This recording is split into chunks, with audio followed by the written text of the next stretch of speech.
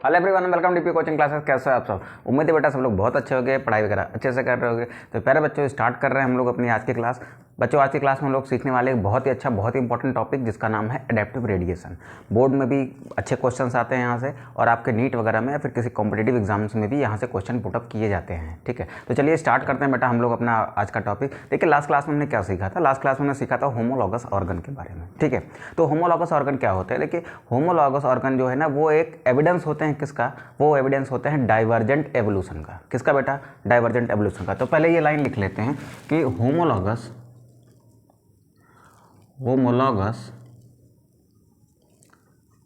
organs are evidence of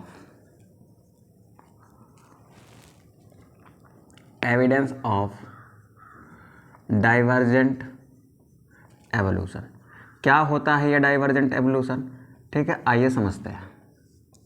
ठीक है, अब आज की जो हमारी हेडिंग होने वाली है, आज का जो हमारा टॉपिक होने वाला है, जिसके अराउंड ये सेशन चलने वाला है, वो है बेटा आपका एडेप्टिव रेडिएशन। क्या है बेटा? वो एडेप्टिव रेडिएशन।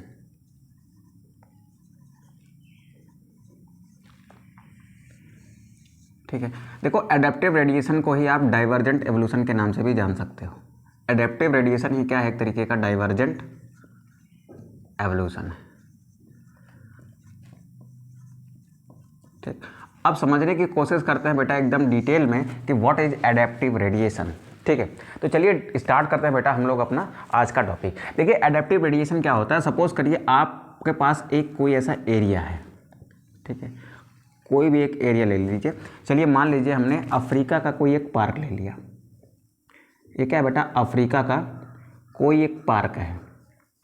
चलो ले लेते हैं, नाम रख देते हैं बेटा इसका क्रूगर नेशनल पार्क। बहुत फेमस वहाँ पर नेशनल पार्क है, क्रूगर नेशनल पार्क। ठीक है, ये एक पार्क है। यहाँ पर क्या है बेटा? यहाँ पर एक स्पीसीज है जो बहुत आराम से रह रही है और एकदम फल फूल रही है, यानी आराम से अपने आप को डेवलप कर रही है, रिप्रोड्यूस कर रही है, अपने नंबर्स को बढ़ा रही है, बहुत अच्छे से रह रही है। ठीक है, चलो यहाँ पर मान लिया ये कोई एक स्पीसीज है। ये क्या है बेटा? कोई एक स्पीसीज है। ध्यान से सुनिएगा, ये क्या है बेटा? कोई एक स्पीसीज है। चलो इस स्पीसीज को नाम दे देते हैं हम लोग ए का। ये कोई एक स्पीसीज है जो यहाँ रह रही है, जिसको नाम हमने क्या दे दिया? ए का। अब यहाँ क्या है? यहाँ किसी चीज़ की कोई दिक्कत नहीं है। ठीक है, फूड आसानी से अवेलेबल है, कोई प्रेडेटर नहीं है। प्रेडेटर मतलब जो दूसरों को मार के खा जाते हैं, जैसे शेर वगैरह होते हैं, इनको प्रेडेटर कहा जाता है क्योंकि दूसरे को खा जाते हैं। ठीक है, कोई प्रेडेटर नहीं है, फूड आसानी से अवेलेबल है। तो फूड आसानी से अवेलेबल है, कोई प्रेडेटर नहीं है, कंडीशन भी फेवरेबल है। तो पॉपुलेशन में क्या होती है बेटा? ग्रोथ होती है। क्यों? क्योंकि रिप्रोड्यूस करने की प्रोसेस जो है ना, वो आसानी से बहुत अच्छे से चलती रहती है। ठीक, तो जब भी कोई ऑर्गेनिज्म लगातार रिप्रोड्यूस करता रहता है तो उसकी पॉपुलेशन क्या होती है बेटा? बढ़ती है। तो यहाँ पर क्या हुआ? यहाँ पर क्या है बेटा? यहाँ पर है फेवरेबल कंडीशन। क्या है यहाँ पर? यहाँ पर है फेवरेबल कंडीशंस। अच्छा, फेवरेबल कंडीशंस हैं। यहाँ पर क्या है? नो फूड शॉर्टेज, या फिर लिख लो फूड अवेलेबल, लिख लो, ऐसा अच्छा लगेगा। फूड क्या है? अच्छे से अवेलेबल है, कंडीशन फेवरेबल है, फूड अवेलेबल है, और साथ साथ ही यहाँ पर कोई प्रेडेटर नहीं है, नो प्रेडेटर। तो क्या होगा बेटा? पॉपुलेशन में होगी ग्रोथ, यानी पॉपुलेशन इंक्रीज करेगी, पॉपुलेशन इंक्रीजेस। बात को समझने की कोशिश करिएगा बेटा, बहुत सारी चीज़ें अभी आपको विजुलाइज करनी पड़ेंगी। आप यहाँ पर ध्यान से देखिए, आपके पास क्या है? एक स्पीसीज है, इसको आपने स्पीसीज ए कह दिया। ये पार्क है, क्रूगर नेशनल पार्क, वहाँ पर एक स्पीसीज रह रही है, खूब आराम से रह रही है, खूब सारा भोजन है, खूब सारी फेवरेबल कंडीशन है, और पॉपुलेशन लगातार बढ़ती जाएगी। क्यों? क्योंकि कोई प्रेडेटर नहीं है, इनको मार के खाने वाला कोई नहीं है। ठीक है, तो एक टाइम ऐसा भी आएगा ना बेटा कि इनकी पॉपुलेशन क्या होगी? बहुत ज़्यादा बढ़ जाएगी। इनकी पॉपुलेशन क्या हुई बेटा? बहुत ज़्यादा बढ़ गई। क्या हुआ बेटा? यहाँ पर इनकी पॉपुलेशन क्या हुई? बहुत ज़्यादा ऐसे बढ़ गई। अब हुआ क्या? सब कुछ बहुत अच्छे से चल रहा था, सब बहुत बढ़िया से रह रहे थे। फिर अचानक से क्या हुआ कि इस नेशनल पार्क में ऊपर से एक मीटियोराइट आकर गिरा। यहाँ पर क्या था? यहाँ पर था बेटा एक मीटियोराइट, जिसको आप उल्का पिंड कहते हो। ठीक है, ये उल्का पिंड आके कहाँ गिरा, ये गिरा इस पार्क में। ठीक है, ये क्या है, ये मीटियोराइट है जो आके कहाँ गिरा बेटा, ये आके गिरा इस नेशनल पार्क में। और ये मीटियोराइट कैसा था, ये था थोड़ा सा रेडियो एक्टिव। इससे क्या निकल रहे थे बेटा, इससे निकल रहे थे रेडिएशन। क्या निकल रहे थे बेटा, रेडिएशन। अब वहाँ पे जो ऑर्गेनिज्म रह रहे हैं उनको क्या ही फर्क पड़ेगा। उन्होंने सोचा ठीक है, एक पत्थर गिरा, किसी को कोई नुकसान नहीं हुआ, यहाँ पर किसी को कोई नुकसान नहीं है। वो एक ऐसी जगह गिरा जहाँ पर कुछ भी नहीं था। ठीक है, छोटा सा एक मीटियोराइट था, वो आके गिरा, किसी को कोई नुकसान नहीं हुआ। सारे ऑर्गेनिज्म जैसे रह रहे थे वैसे वो आराम से अपना जीवन यापन कर रहे थे, उनको किसी तरीके की कोई परेशानी नहीं हुई। लेकिन दिक्कत क्या थी इस मीटियोराइट के साथ, इससे क्या निकल रहे थे बेटा, इससे निकल रहे थे रेडिएशंस। क्या निकल रहे थे, रेडिएशंस। अब आपको तो पता ही है कि रेडिएशन क्या कर सकते हैं, रेडिएशन कॉज किए बेटा म्यूटेशन। रेडिएशन के कारण क्या हुई बेटा, म्यूटेशन। तो ये क्या है बेटा, ये है रेडिएशन। क्या है ये, रेडिएशन है। और रेडिएशंस के कारण क्या हुआ, रेडिएशन के कारण हुई बेटा म्यूटेशन। क्या हुई बेटा, म्यूटेशन हुई। अच्छा, म्यूटेशन हुआ होगा तो क्या हुआ होगा, जैसे देखिए अभी हमारी आई कलर है। ठीक है, आई कलर का प्योर फॉर्म जीन जो होता है ना, वो मान लीजिए आपका क्या है, capital B and capital B. अब इस जीन में म्यूटेशन हुई होगी, तो इस जीन में म्यूटेशन के कारण क्या हो गया, एक कैपिटल बी और स्मॉल बी हो गया। तो म्यूटेशन के कारण एक नया आई फॉर्म आ गया, एक नया एलील आ गया। देखो ये क्या है बेटा, एलील है। ठीक है, अब इसमें म्यूटेशन हुई तो इसके कारण इस कैपिटल बी से एक नया एलील आ गया, जिसको हम किस नाम से जान रहे हैं बेटा, स्मॉल बी के नाम से। तो म्यूटेशन के कारण क्या होता है, म्यूटेशन के कारण बेटा न्यू एलील फॉर्म होते हैं। न्यू एलील मतलब alternative form of a gene. ठीक है, तो म्यूटेशन के कारण क्या हुआ बेटा, new allele are formed. New alleles are formed. अच्छा, नए एलील बनने से क्या होगा बेटा, नए एलील बनने से क्या होगा, देखो ये ब्लैक आई का दिख रहा था, अब इसमें देखो एक नया कॉम्बिनेशन आ गया, तो हो सकता है ये ब्लू आइज का दिखने लग जाए, और या फिर हो सकता है ये ब्राउन आइज का दिखने लग जाए। तो ब्लैक आई से म्यूटेशन के कारण एक नया एलील पैदा हुआ, जिसके कारण फिनोटाइप चेंज हो गया, यानी आई कलर कैसा दिखने लगा बेटा, ब्राउन दिखने लगा। अभी तक ब्लैक था, म्यूटेशन हुई, नया एलील बना, तो इस नए एलील के कारण आई का कलर कैसे हो गया, ब्राउन हो गया। तो इसको आप क्या कहोगे, बोलो, इसको आप क्या कहोगे कि एक नया फिनोटाइप आ गया ना। तो साफ साफ कह सकते हैं बेटा कि म्यूटेशन क्या करते हैं, न्यू एलील फॉर्म करते हैं। और एलील्स क्या होते हैं बेटा, किसी जीन के alternative forms, alternate form of a gene is called allele. ठीक है, अब इस नई एलील के आने की वजह से क्या हुआ बेटा, फिनोटाइप चेंज हो गया, फिनोटाइप चेंज हो गया।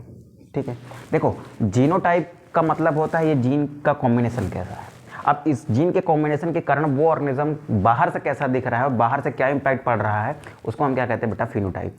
ब्लैक आइज कैसा था, वो भी एक फिनोटाइप था। म्यूटेशन हुआ, एलील चेंज हुआ, जिसके कारण आई का कलर कैसा हो गया बेटा, ब्राउन हो गया। तो ब्राउन क्या है, ब्राउन कलर जो आपको बाहर से दिख रहा है, दैट इज अ फिनोटाइप। ठीक है, तो फिनोटाइप क्या होते हैं बेटा, फिनोटाइप चेंज हो जाते हैं।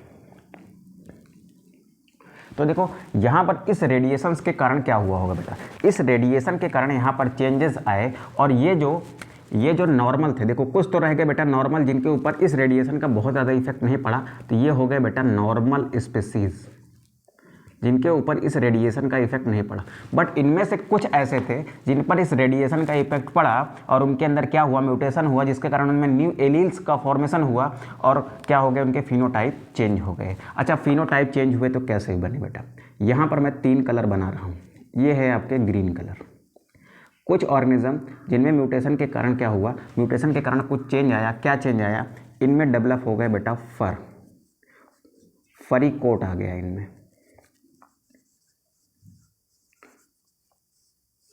ठीक है, क्या आ गया बेटा, फरी कोट आ गया। फरी कोट का मतलब क्या है कि शरीर पर कुछ जानवरों को देखा होगा ना, लंबे लंबे बाल होते हैं ऐसे खूब सारे। ठीक है, जैसे शेर के ऊपर देखा होगा ना, गर्दन के उसके आसपास बहुत सारे ऐसे बाल होते हैं, ऐसे बाल होते हैं। ऐसे बाल उन ऑर्गेनिजम्स में पाए जाते हैं जो ठंडे प्रदेशों में होते हैं। ठीक है, तो इनमें क्या आ गया बेटा, फरी कोट आ गया। और कुछ ऑर्गेनिजम्स ऐसे थे जिनमें म्यूटेशन हुआ, ये मैं उनको अलग से बनाता हूँ, ये रेड कलर के। कुछ में म्यूटेशन, देखो ये नॉर्मल स्पीसीज में इस रेडिएशन के कारण म्यूटेशन हुआ, तो कुछ ऐसे बन गए जिनमें क्या हो गया, फरी कोट आ गया। ये पहले थे। फिर क्या हुआ बेटा, कुछ ऐसे बने, ये जो रेड डॉट्स बना रहा हूँ मैं, ये रेड वाले क्या थे बेटा, इनमें क्या डेवलप हो गए, इनमें फिन्स डेवलप हो गए, म्यूटेशन के कारण क्या हो गए, फिन डेवलप हो गए। ठीक है, फिर क्या हुआ बेटा, फिर क्या हुआ, कुछ ऑर्गेनिजम्स ऐसे थे जिनमें थोड़ा सा और चेंज आया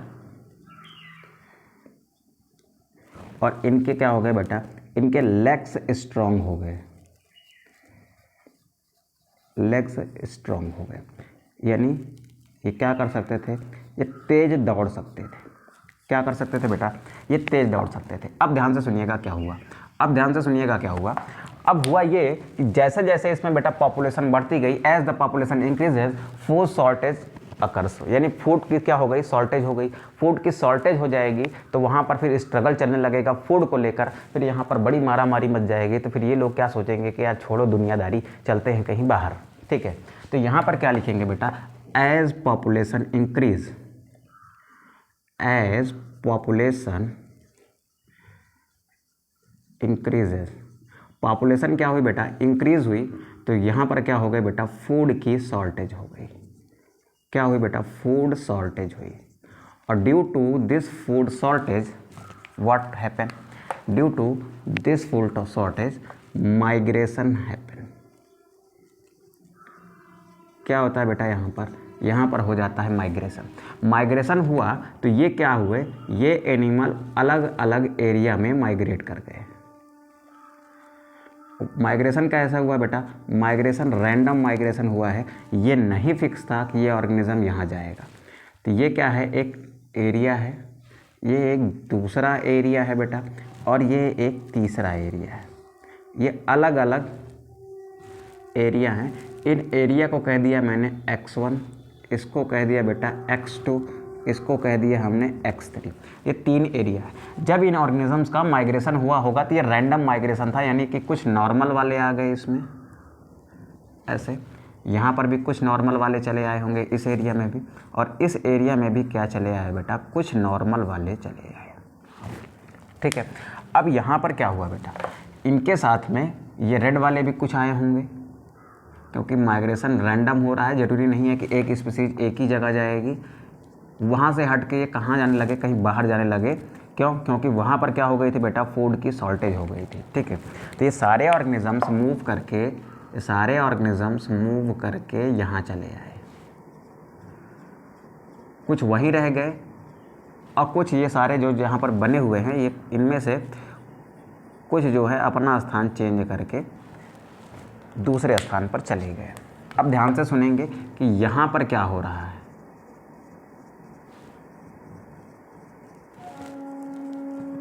देखो, सारे ऑर्गेनिजम्स का मतलब है कि जो जितने ऑर्गेनिजम्स यहाँ बने हैं वो सारे के सारे यहाँ से घूम के कुछ यहाँ चले गए, कुछ यहाँ चले गए, कुछ यहाँ चले गए, कुछ यहीं रह गए, कुछ अपने नेटिव प्लेस पर ही रह गए। ठीक है, लेकिन यहाँ पर बहुत ज़्यादा भीड़ हो गई थी, बहुत ज़्यादा पॉपुलेशन हो गई थी, यहाँ पर खाने के लिए कुछ बचा नहीं था, तो ये लोग क्या कर रहे थे, माइग्रेट कर रहे थे। अब ध्यान से सुनिएगा, ये जो पहला एरिया था, ये जो पहला एरिया था बेटा, ये एरिया था आइसी।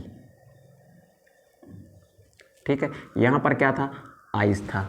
और यहाँ पर जब आइस था ना, यहाँ पर जब आइस था तो यहाँ पर, चलो अच्छा इसको बाद में डिस्कस करते हैं। यहाँ पर ये मान लेना आप, यहाँ पर क्या है, आइसेस। यहाँ पर क्या है बेटा, यहाँ पर जो एरिया है, यहाँ पर एरिया है जो, इसमें क्या था, वाटर बहुत ज़्यादा था। तो यहाँ पर क्या था, वाटर बहुत ज़्यादा था। और ये जो एरिया है ना, ये किसका एरिया था बेटा, ये एरिया था ग्रासलैंड का। किसका एरिया था बेटा, this area is of grassland. ठीक है, अब देखिए यहाँ पर, यहाँ पर क्या हो रहा है बेटा, माइग्रेशन हो रहा है। तो जब भी एनिमल्स का माइग्रेशन होता है किसी नई जगह पर, तो उसको नए जगह का सिलेक्शन प्रेशर फेस करना पड़ता है। ठीक है, तो जब भी कोई ऑर्गेनिज्म किसी नए जगह जाता है ना, तो हर नई जगह पर क्या होता है, एक सिलेक्शन प्रेशर होता है। तो यहाँ पर एक बात लिख लेते हैं कि as organism migrated to new area, there is an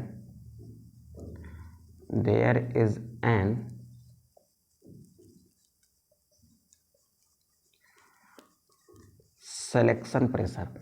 क्या होता है भैया, वहाँ पर होता है कुछ सिलेक्शन प्रेशर। अब ये सिलेक्शन प्रेशर क्या है, ठीक है, अब ये सिलेक्शन प्रेशर क्या है ये समझने की कोशिश करते हैं, ठीक है। एक मिनट बेटा ज़रा होल्ड करिएगा। तो चलिए बेटा, बाहर कोई आ गया था। चलिए यहाँ पर देखिए सिलेक्शन प्रेशर क्या है। What is selection pressure? Selection pressure एक तरीके का क्या है बेटा, ये एक तरीके का एक्सटर्नल एजेंट है। एक्सटर्नल एजेंट का मतलब ये ऐसा बाह्य कारक है जो इफेक्ट डालता है किस पर, इन एनिमल्स के सर्वाइवल पर। जैसे देखो ये एनिमल माइग्रेट करके यहाँ आए तो इस एरिया का क्या होगा, कुछ सिलेक्शन प्रेशर होगा। वो सिलेक्शन प्रेशर क्या है, सिलेक्शन प्रेशर एक तरीके का एक्सटर्नल एजेंट होता है जो क्या करता है, एनिमल के सर्वाइवल को इफेक्ट डालता है, यानी उस पर इम्पैक्ट डालता है। तो यानी यहाँ पर जो सिलेक्शन प्रेशर होगा वो किस पर इम्पैक्ट डालेगा, इन ऑर्गेनिजम्स के सर्वाइवल पर। इन ऑर्गेनिजम्स में से, ध्यान से सुनेंगे बेटा, इन ऑर्गेनिजम्स में से जो ऑर्गेनिज्म सिलेक्शन प्रेशर को झेल जाएगा वो यहाँ पर सर्वाइव कर जाएगा, अदरवाइज वो क्या बाकी क्या होंगे बेटा, नष्ट हो जाएंगे। तो एक्सटर्नल एजेंट होता है सिलेक्शन प्रेशर, क्या होता है बेटा, एक तरीके का एक्सटर्नल एजेंट होता है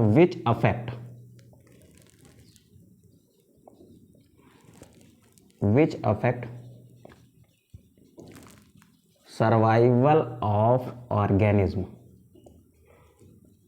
जो ऑर्गेनिज्म के सर्वाइवल पर इफेक्ट डालता है। अब वो एक्सटर्नल एजेंट क्या क्या हो सकते हैं बेटा, वो एक्सटर्नल एजेंट क्या क्या हो सकते हैं, एक्सटर्नल एजेंट क्या हो सकते हैं बेटा। पहला एक्सटर्नल हो जाता है एजेंट आपका एक्सट्रीम वेदर। पहला एक्सटर्नल एजेंट क्या है बेटा, एक्सट्रीम वेदर, यानी वहाँ का एटमॉस्फेयर। दूसरा एजेंट क्या है बेटा, दूसरा एजेंट है बेटा presence of predator, presence of predator. तीसरा एजेंट क्या है बेटा, तीसरा एजेंट है बेटा वहाँ पर फूड अवेलेबिलिटी,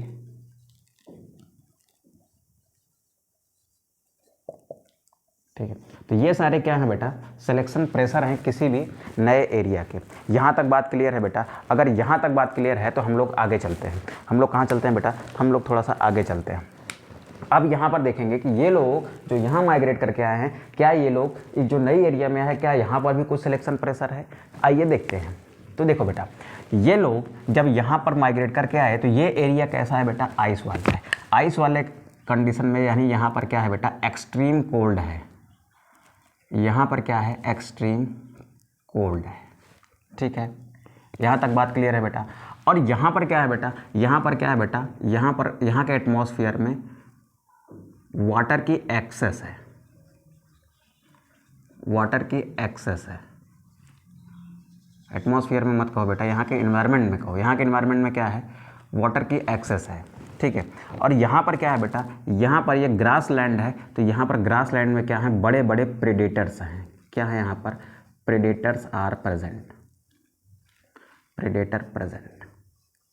अब मेरी बात को आप ध्यान से सुनेंगे, ठीक है। अब मैं क्या कह रहा हूँ, इन चारों में से यहाँ पर कौन सिलेक्शन प्रेशर झेल पाएगा, ये वाली बात है। तो यहाँ पर सिलेक्शन प्रेशर क्या है बेटा, एक्सट्रीम कोल्ड यानी एक्सट्रीम वेदर यहाँ का क्या है, सिलेक्शन प्रेशर है। अब इन चारों में जो यहाँ पर आए हुए हैं ना, वो कौन ऐसा है जो इस एक्सट्रीम प्रेशर को झेल पाएगा? तो जवाब है बेटा कि ये जो फरी कोट वाले थे, ये क्या करेंगे, ये उस एक्सट्रीम कोल्ड से अपने आप को बचा पाएंगे। बाकी जो होंगे ना, बाकी क्या होंगे, वो डेड हो जाएंगे। केवल सर्वाइव कौन कर पाएगा, केवल और केवल सर्वाइव कर पाएंगे जो फरी कोट वाले होंगे। तो फरी कोटेड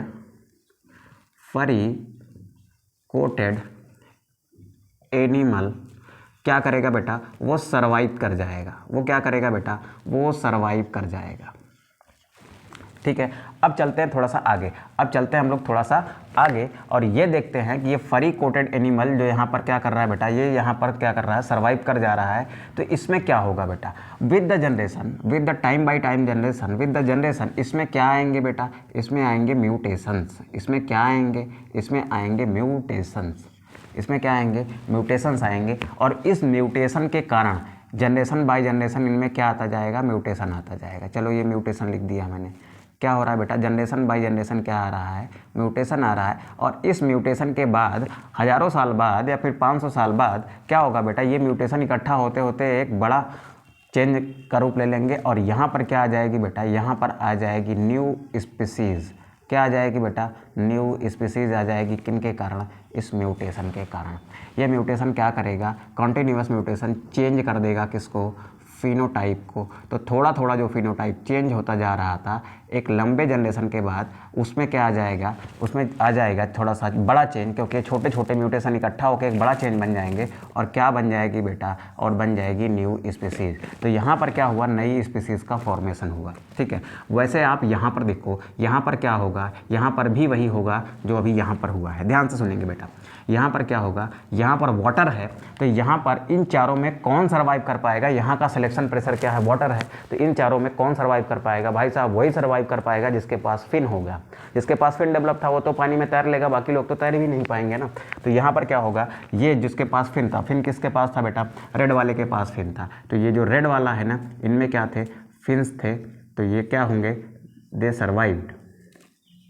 ये क्या कर जाएंगे बेटा, ये भी सर्वाइव कर जाएंगे। बट जनरेशन बाय जनरेशन इनमें क्या होगी बेटा, इनमें होगी म्यूटेशन। म्यूटेशन क्या कॉज करती है सर, फिनोटाइप चेंज करती है। और म्यूटेशन के कारण जब फिनोटाइप चेंज होंगे तब क्या होगा बेटा, तब क्या होगा, फिनोटाइप चेंज होंगे तब क्या होगा, तब इस म्यूटेशन के कारण जो फिनोटाइप चेंज होगा तब एक नई स्पीसीज का फॉर्मेशन होगा। कई जनरेशन तक म्यूटेशन होती रही, फिर एक टाइम ऐसा आएगा कि ये म्यूटेशन एक बड़ा रूप ले लेगी और यहाँ पर क्या बना देगी बेटा, न्यू स्पीसीज़ का फॉर्मेशन कर देगी। ठीक है, अब ध्यान से सुनेंगे बेटा, अब ध्यान से सुनेंगे। यहाँ पर क्या होगा, यहाँ पर क्या होगा, यहाँ पर क्या है बेटा, प्रीडेटर प्रेजेंट है। तो इन चारों में से प्रेडेटर से कौन बच पाएगा, जिसके स्ट्रॉन्ग लेग्स होंगे, जो भाग सकता है अच्छे से, जो तेज दौड़ सकता है, वो प्रेडेटर से बच सकता है। तो इनमें कौन सर्वाइव कर पाएगा, इनमें सर्वाइव कर पाएगा बेटा ये ब्लू वाला, जिसके क्या थे, स्ट्रॉन्ग लेग्स, जिसके क्या थे, स्ट्रॉन्ग लेग्स। ठीक है, अब इस स्ट्रॉन्ग लेग वाला ये क्या करेगा बेटा, ये सर्वाइव कर जाएगा। अच्छा, ये सर्वाइव कर जाएगा तो इसका मतलब इसमें क्या होंगे, इसमें होंगे sir mutations. Generation by generation यहाँ रहता रहेगा, इसमें क्या होंगे, म्यूटेशन। म्यूटेशन क्या करते हैं, फिनोटाइप चेंज करते हैं सर। धीरे धीरे फिनोटाइप चेंज होगा तो ये म्यूटेशन लगातार कई जनरेशन तक होने के कारण, ये यम जो लिख रहा हूँ बेटा, ये क्या है, म्यूटेशन है। लगातार कई जनरेशन पर म्यूटेशन होने के कारण यहाँ पर भी क्या हो जाएगी बेटा, यहाँ पर भी न्यू स्पीसीज फॉर्म हो जाएगी। क्या हो जाएगी बेटा, न्यू स्पीसीज फॉर्म हो जाएगी। तो अब आप देखो कि ये जो नई स्पीसीज बन रही है, एक मिनट बेटा चेक करने दो, इधर बराबर दिख रहा है आपको कि नहीं दिख रहा है, हाँ थोड़ा सा ये ऊपर वाला नहीं दिख रहा है, इसको यहाँ लिखता हूँ मैं, यहाँ पर लिखता हूँ। यहाँ पर क्या हो रही है बेटा, यहाँ पर न्यू स्पीसीजेस फॉर्म हो रही हैं। अच्छा, ये जो न्यू स्पीसीज फॉर्म हो रही है, ये कहाँ से हो रही हैं, इन जितनी भी स्पीसीज यहाँ पर फॉर्म हुई हैं, इनका कॉमन एंसेस्टर कौन है, इनका कॉमन एंसेस्टर ये स्पीसीज ए है। इन्हीं में मॉडिफिकेशन होता गया, इन्हीं में क्या आता गया, म्यूटेशन आता गया। पहले ये इनमें म्यूटेशन आया तो ये इस तरीके के ऑर्गेनिज्म बने, फिर ये कहाँ फैले, यहाँ फैले, फिर यहाँ पर कुछ लोग ऐसे थे जो सिलेक्शन प्रेशर झेल गए, उनमें क्या हुआ, उनमें फिर आगे जाके म्यूटेशन हुआ और एक नई स्पीसीज़ का फॉर्मेशन हुआ। तो आप मुझे बताइए कि ये अलग अलग एरिया में ये जो नई स्पीसीज़ का फॉर्मेशन हो रहा है, इसका कॉमन एंसेस्टर कौन है, इनका कॉमन एंसेस्टर स्पीसीज ए है। तो यही क्या है बेटा, यही एडेप्टिव रेडिएशन है। ठीक है, यही क्या है बेटा, एडेप्टिव रेडिएशन है कि एक कॉमन एंसेस्टर से अलग अलग नई स्पीसीज का जनरेट होना या फॉर्म होना ही क्या है, एडेप्टिव रेडिएशन है। यही क्या है बेटा, ये जो अभी आपने देखा ना, यही क्या है आपका एडेप्टिव रेडिएशन है। क्या है बेटा, यही आपका एडेप्टिव रेडिएशन है। तो what is adaptive radiation, adaptive radiation क्या है, एडेप्टिव रेडिएशन क्या है बेटा, एक देखो सिंपल सी बात है, ये माइग्रेशन हुआ, क्यों हुआ, फूड की शॉर्टेज थी। ठीक है, इनके बीच में क्या था, कंपटीशन था, किसको लेकर, फूड को लेकर, और अपने किसको लेकर, अपने आवास यानी अपनी रहने के लिए जगह को लेकर। ठीक है, तो स्पेस यानी जगह और फूड को लेकर इनमें क्या था, कंपटीशन था, जिसके कारण ये माइग्रेट हुए और एक नई जगह पर गए, जहाँ पर इन्होंने अपने सर्वाइवल के लिए अपने आप को क्या किया, थोड़ा सा चेंज किया। इनमें क्या हुआ, म्यूटेशन हुए इनके सर्वाइवल्स के लिए। तो ये क्या हुआ बेटा, फिर एक नई स्पीसीज का फॉर्मेशन कर दिए। इसी को आप क्या कहते हो, एडेप्टिव रेडिएशन कहते हो। ठीक है, तो एक मिनट ज़रा चेक करने दो, नीचे सब कुछ बराबर दिख रहा है कि नहीं दिख रहा है बेटा। चलो, ये बात समझ आई बेटा। अब ये बात समझ आ गई, सब कुछ बराबर दिख रहा है, इधर बराबर दिख रहा है, इतने स्पेस में मैं लिखने की कोशिश करता हूँ व्हाट इज एडेप्टिव रेडिएशन। सबसे पहले क्या लिखेंगे बेटा, न्यू एरिया में क्या था, न्यू एरिया में न्यू सिलेक्शन प्रेशर था, न्यू सिलेक्शन प्रेशर था, न्यू सिलेक्शन प्रेशर था। साथ साथ में क्या था बेटा, म्यूटेशंस हो रहे थे, म्यूटेशंस गोइंग ऑन, ठीक है, जिसकी वजह से क्या हो रहा था बेटा, जिसकी वजह से फिनोटाइप चेंज हो रहा था। और इस लगातार फिनोटाइप चेंज होने की वजह से and due to mutation and due to continuous mutation, continuous mutation क्या हुआ बेटा, न्यू स्पीसीज आर फॉर्म। नई एरिया में नए सिलेक्शन प्रेशर थे, म्यूटेशन हो रहा था लगातार, म्यूटेशन होने की वजह से फिनोटाइप इनका क्या हो रहा था, सबका बदल रहा था लगातार फिनोटाइप बदलने के कारण। और इस म्यूटेशन के कारण क्या हुआ बेटा, न्यू स्पीसीज का फॉर्मेशन हुआ। एंड ऑल दिस प्रोसेस, ये नए स्पीसीज बनने तक की प्रोसेस को, all this process is called adaptive radiation. क्या कहलाती है बेटा, ये एडेप्टिव रेडिएशन कहलाती है। अब आप फटाक से इसका स्क्रीनशॉट करेंगे तो थोड़ा सा वहाँ पर रफ करता हूँ और एडेप्टिव रेडिएशन की एक क्लासिकल डेफिनेशन लिखते हैं यहाँ पर, ठीक है। आप फटाक से इसका स्क्रीनशॉट करें बेटा, तो फिर हम लोग आगे बढ़ते हैं। चलो बेटा इसको रफ करते हैं हम।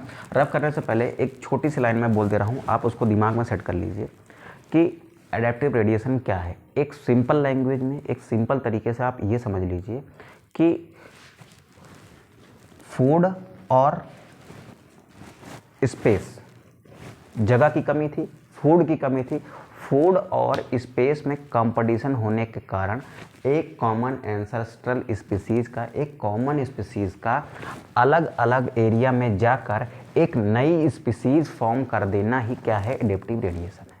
फिर से सुन लो, फूड और स्पेस में कंपटीशन होने के कारण किसी कॉमन एंसेस्ट्रल स्पीसीज का, ये एंसेस्ट्रल स्पीसीज है, सब कुछ ये सारे के सारे ऑर्गेनिज्म इसी से डेवलप हुए हैं, तो इस कॉमन एंसेस्ट्रल स्पीसीज का अलग अलग एरिया में जाकर अलग अलग नई स्पीसीज के रूप में डेवलप होने की प्रोसेस को ही आप क्या कहते हो, एडेप्टिव रेडिएशन कहते हो, ठीक है। अब यहाँ पर इसको डिफाइन करते हैं 2-2.5 लाइन में, ठीक है।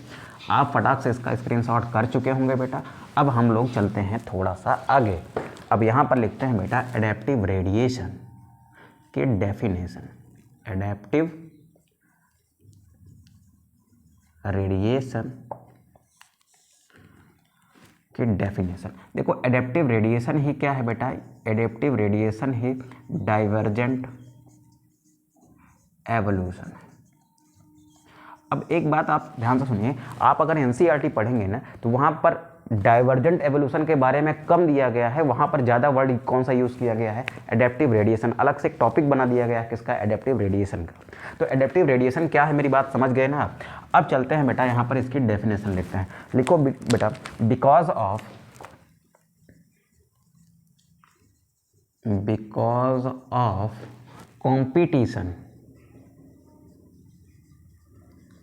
competition of food and space, a common ancestral species evolve into new species which occupy a new habitat or a new area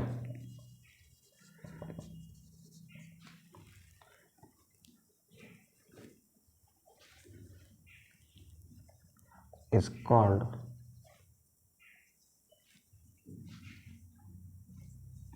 this process is called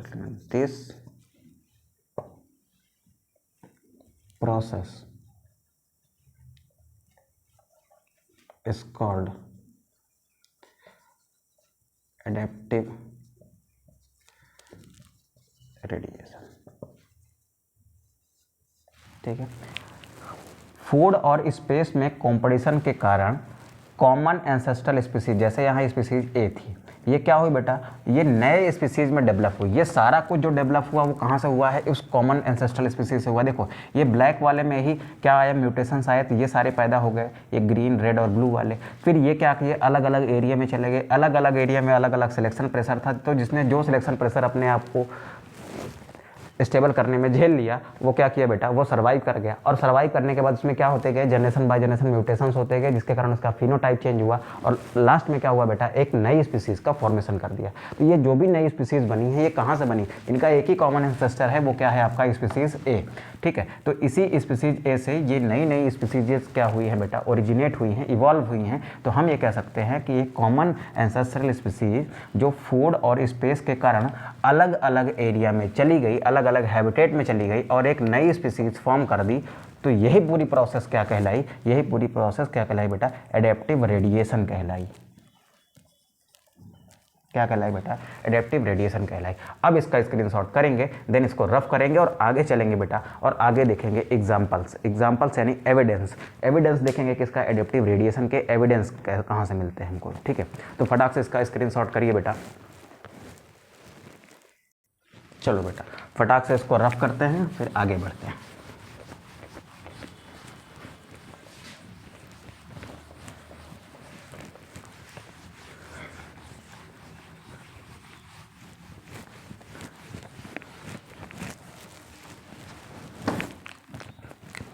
इस एडेप्टिव रेडिएशन के क्या होने चाहिए बेटा, एविडेंस होने चाहिए कि यहाँ एडेप्टिव रेडिएशन जैसी चीज़ें इस एटमॉस्फेयर में हैपन हुई हैं।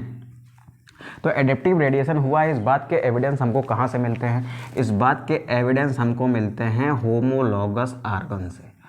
कहाँ से मिलते हैं बेटा, होमोलॉगस ऑर्गन से मिलते हैं, जो एक कॉमन एंसेस्टर की इंफॉर्मेशन देते हैं।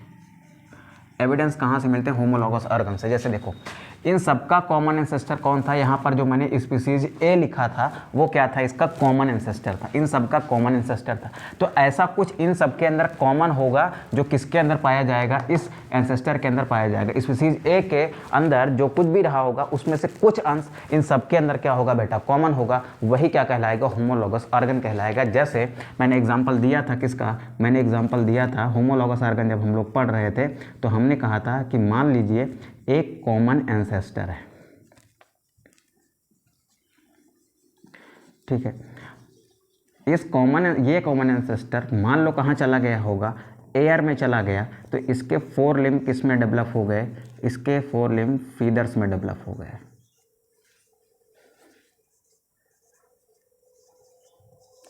ठीक है, और ये कॉमन एंसेस्टर अगर पानी में चला गया, फीदर्स मत कहो, इसको विंग कहो, किस में डेवलप हो गए बेटा, विंग में डेवलप हो गए। जैसा किस में हुआ था बेटा, जैसा बैट में हुआ था। फिर कुछ पानी में चले गए जिनमें क्या डेवलप हो गए, फिन डेवलप हो गए। कुछ चले गए बेटा पानी में जिनमें क्या डेवलप हो गए, जिनमें डेवलप हो गए थे फिन। एग्जाम्पल किसका हमने लिया था बेटा, व्हेल का।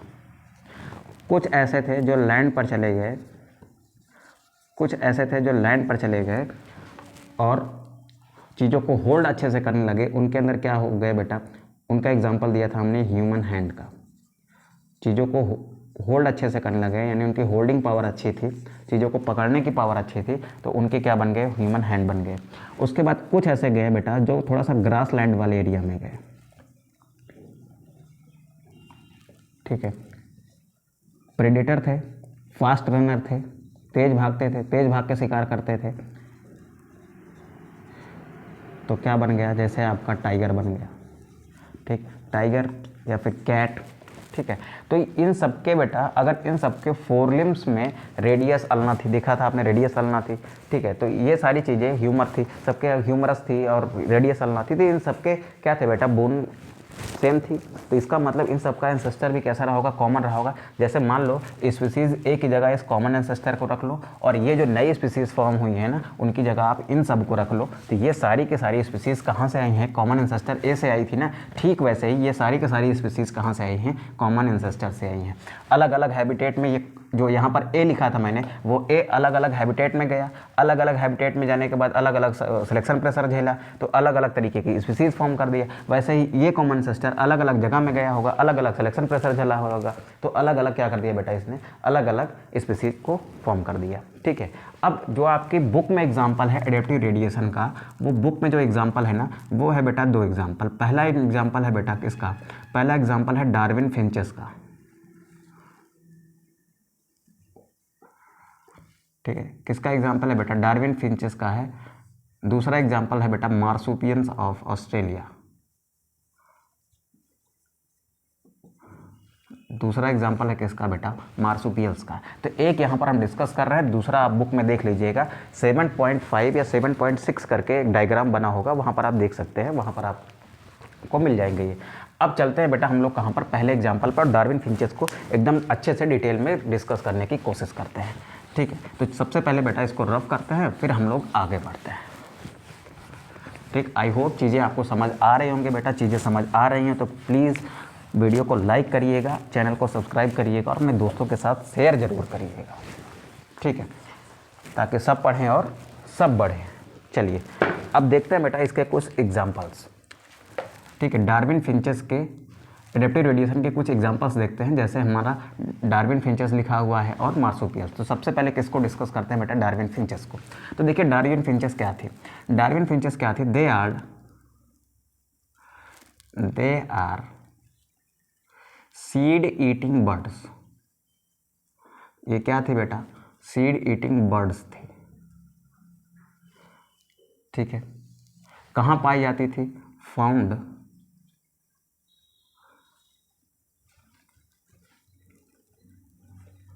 Found in south America. South America बेटा क्या है, एक तरीके का कॉन्टिनेंट है, वहाँ पर क्या पाई जाती थी, वहाँ पर पाई जाती थी आपकी ये बर्ड्स। क्या थी बेटा, ये सीड ईटिंग हैबिट थी। अच्छा, बर्ड्स हैं तो इनके अंदर क्या होगी बेटा, बीक होगी। ठीक है, अब एक ही जगह पर पाए जाने के कारण धीरे धीरे इनकी पॉपुलेशन क्या हुई बेटा, इंक्रीज हुई। पॉपुलेशन क्या हो रही थी, इंक्रीज हो रही थी। पॉपुलेशन इंक्रीज होने के साथ साथ इनमें क्या हो रहा था बेटा, इनमें हो रहा था म्यूटेशन। इनमें क्या हो रहा था बेटा, इनमें हो रहा था म्यूटेशन। इनमें क्या हो रहा था, म्यूटेशन हो रहा था। और म्यूटेशन के कारण यहाँ पर क्या बन रहे थे बेटा, यहाँ पर हो रहे थे new allele form. New allele बन रहे थे, न्यू एलील फॉर्म। ठीक, नए एलील बन रहे थे। और नए एलील के क्या कारण क्या होते हैं बेटा, नए एलील के कारण न्यू फिनोटाइप्स और originated. New phenotypes are originated, नए फिनोटाइप्स बन रहे थे। अच्छा जी, अब इस नए फिनोटाइप्स के कारण क्या हो रहा था बेटा, नए फिनोटाइप्स में के कारण कहाँ पर चेंज देखने को मिल रहा था, इनके अंदर बेटा नई तरीके की चोंच डेवलप हो रही थी। New beaks are developed. इनके अंदर क्या हो रही थी बेटा, नई तरीके की चोंच आ रही थी, यानी चोंच के जो शेप थे ना वो अलग अलग थे। कुछ के देखो, नॉर्मल जो इनकी बीक थी, नॉर्मल जो स्टार्टिंग में बीक थी वो ऐसे थी। ये क्या है बेटा, ये इनकी बीक है जो स्टार्टिंग में थी। उसके बाद म्यूटेशन होता गया तो इनकी बीक के शेप भी क्या होते गए, इनके बीक की शेप भी क्या होते गए, वो चेंज होते जा रहे हैं। देखो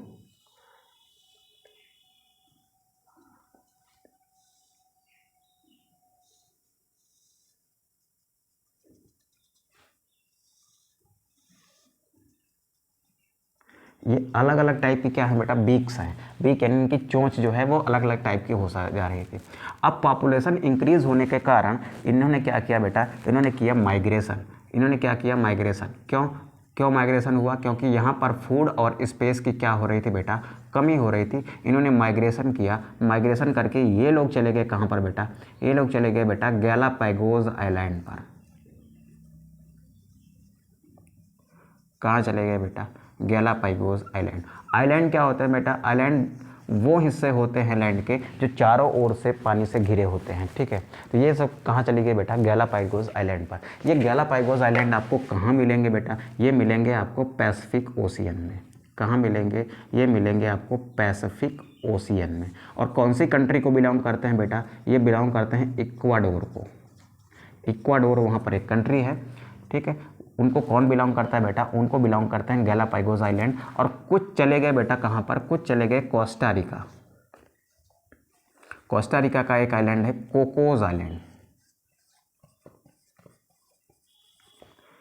ठीक है।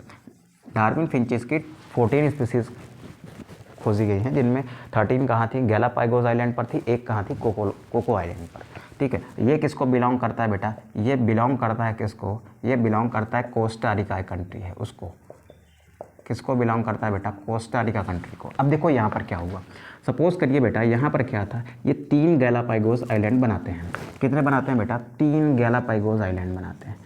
ये आपका पहला गैलापागोस आइलैंड, ये दूसरा गैलापागोस आइलैंड, यहाँ पर ये क्या था? तीसरा गैलापागोस आइलैंड। तो ये 3 अलग अलग गैलापागोस आइलैंड हैं। तो इसको कह दिया हमने आइलैंड 1, इसको कह दिया बेटा आइलैंड 2, इसको कह दिया आइलैंड 3। अब यहाँ पर क्या हुआ बेटा? यहाँ पर क्या था? यहाँ पर कैक्टस की बहुत अधिकता थी। क्या था यहाँ पर? कैक्टस बहुत ज़्यादा था। और ये कैसे थे बेटा? ये सीड ईटिंग बर्ड्स हैं, ये सीड ईटिंग बर्ड्स हैं। तो यहाँ पर कैक्टस बहुत ज़्यादा था, सीड नहीं था। और यहाँ पर इस वाले आइलैंड पर इंसेक्ट बहुत ज़्यादा थे, सीड की क्या थी? कमी थी।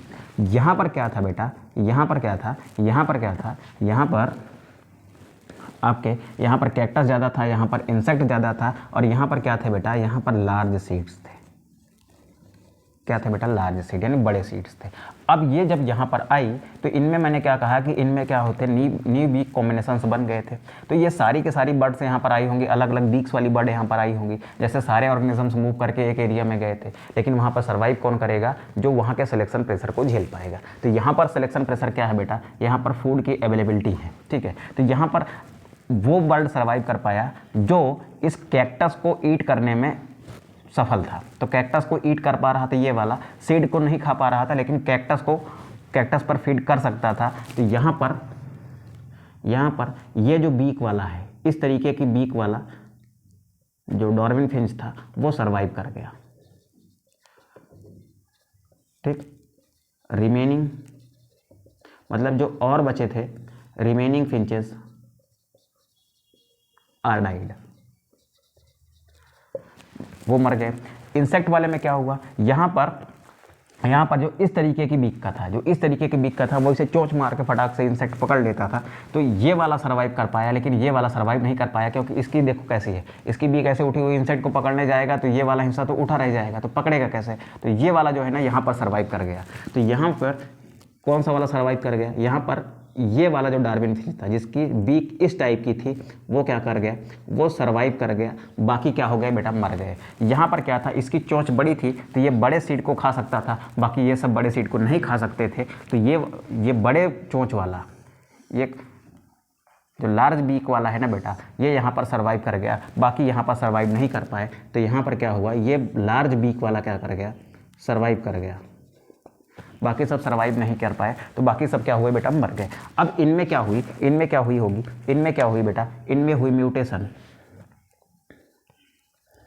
हुई होगी म्यूटेशन, पर इनसे क्या बनी होगी? एक न्यू स्पीसीज बनी होगी, ठीक है। कहाँ पर? इस आइलैंड पर। इनमें क्या हुई बेटा? यहाँ पर अगर म्यूटेशन हुई होगी तो इनसे क्या बनी होगी बेटा? New species. यहाँ पर म्यूटेशन हुई बेटा, तो इनसे क्या बनी होगी? म्यूटेशन के कारण यहाँ पर क्या बनी होगी? न्यू स्पीसीज बनी होगी, ठीक है। तो यहाँ तक बात समझ आ रही बेटा? यहाँ तक बात समझ आ रही। देखो हुआ क्या कि एक कॉमन एंसेस्टर थे जो कहाँ पर थे? साउथ अमेरिका में। फिर यहाँ पर क्या हुई बेटा? यहाँ पर क्या हुई? यहाँ पर हुई म्यूटेशन, जिसके कारण उनमें न्यू कॉम्बिनेशन बने, किसके? बीक्स के। तो न्यू कॉम्बिनेशन बने बीक्स के, लेकिन यहाँ पर जब उनकी संख्या ज़्यादा होती गई, यहाँ पर फिर क्या किया उन्होंने? माइग्रेशन किया। किसके कारण? यहाँ पर माइग्रेशन किया बेटा, किसके कारण? इन्होंने माइग्रेशन किया फूड और स्पेस के कारण। खाने के लिए चीज़ें वहाँ पर कम पड़ रही थी और जगह भी कम थी, तो इन्होंने माइग्रेशन किया कहाँ पर? गैलापागोस आइलैंड और कोको आइलैंड पर। मेनली कहाँ गई है? गैलापागोस आइलैंड पर। क्या था ये पैसिफिक ओशियन में स्थित एक आइलैंड्स हैं, ग्रुप ऑफ आइलैंड्स हैं, जो किसको बिलोंग करते हैं? इक्वाडोर को। ये 3 आइलैंड का मैंने एग्जाम्पल लिया, और तीनों का एग्जांपल लेके आपको अच्छे से समझा दिया। यहाँ पर क्या था बेटा, यहाँ पर सिलेक्शन प्रेशर था, यहाँ पर फूड की अवेलेबिलिटी नहीं थी, यहाँ पर कैक्टस था। तो जो बर्ड कैक्टस खाने में सफल रहा वो यहाँ पर सफल हो गया, बाकी सब क्या हो गया बेटा, डेड हो गए। तो जो सफल था उसमें क्या हुई, म्यूटेशन हुई, तो वो किस में चेंज हो गया बेटा, एक न्यू स्पीसीज में। तो ये न्यू स्पीसीज कहाँ से आई है बेटा, इस नॉर्मल सीड ईटिंग बर्ड से आई है ना, जिसके बीक ऐसे थे। इसके कॉमन एंसेस्टर कौन रहे होंगे, इनके कॉमन एंसेस्टर तो ये थे, ठीक है। तो इन सबके कॉमन एंसेस्टर कौन है, इस तरीके की बीक वाले बर्ड है, ठीक है। तो ये क्या है बेटा, ये नॉर्मल फिंच थी, ठीक है। तो सबसे इन सबके कॉमन एंसेस्टर जो ये नई स्पीसीज ये बन रही हैं, इन सबके बेटा कॉमन एंसेस्टर कौन है, ये पहले वाले बर्ड्स हैं जो कहाँ पर थे, जो थे आपके साउथ अमेरिका में। तो इस तरीके से बेटा आप समझिए, जैसा मैंने वहाँ कहा था कि जो आपका कॉमन एंसेस्टर होगा वो उसमें क्या होंगे, म्यूटेशंस होंगी, तो नए फॉर्म्स आ गए, ठीक है, आ गए। फिर ये नए फॉर्म्स और वो कॉमन फॉर्म्स ये सब कहाँ फैले, अलग अलग जगह पर माइग्रेट किए। फिर वहाँ पर सिलेक्शन प्रेशर के हिसाब से क्या हुआ, सिलेक्शन प्रेशर के हिसाब से स्पीसीज़ का, नया स्पीसीज़ का फॉर्मेशन हुआ है, ठीक है। तो ये वाली बात है बेटा, यहाँ तक आपने एडेप्टिव रेडिएशन सीख लिया है। क्लास लंबी होती जा रही है बेटा, आपको मैं फिर से कह रहा हूँ, मार्सुपियल्स का, ऑस्ट्रेलियन मार्सुपियल्स का एक एग्जांपल आपकी बुक में दिया हुआ है, एक डायग्राम है, उसको आप अच्छे से देख लीजिएगा। फिर हम लोग आगे बढ़ेंगे बेटा अपने अगले कॉन्सेप्ट पर, ठीक है। तब तक के लिए अपना अच्छे से ख्याल रखिए और कोशिश करते हैं कि एक चैप्टर और साथ में चला लेते हैं, ताकि आपका सिलेबस 10-15 जनवरी तक आसानी से खत्म हो जाए, ठीक है। It's my promise that syllabus will be covered soon, ठीक है। सिलेबस को बहुत जल्दी खत्म करने की कोशिश करेंगे, क्योंकि यार अगर बोर्ड एग्जाम्स के पहले सिलेबस नहीं खत्म होगा 1-1.5 महीने पहले, तो आपका रिवीजन कैसे होगा, ठीक है। तो कोशिश यही है कि जल्दी सब कुछ खत्म हो जाए, फिर कुछ फास्ट ट्रैक रिविजन्स की क्लासेस भी ले ली जाएगी। तो चलिए इसी उम्मीद के साथ कि सब कुछ बहुत ही बेहतरीन, बहुत ही अच्छे से चल रहा होगा, और पढ़ाई भी अच्छे से कर रहे होगे, तैयारी भी अच्छे से कर रहे होगे। मिलते हैं हम लोग नेक्स्ट लेक्चर में, तब तक के लिए आप अपना ध्यान रखिए और अच्छे से पढ़ाई करिए, ठीक है। Bye, take care.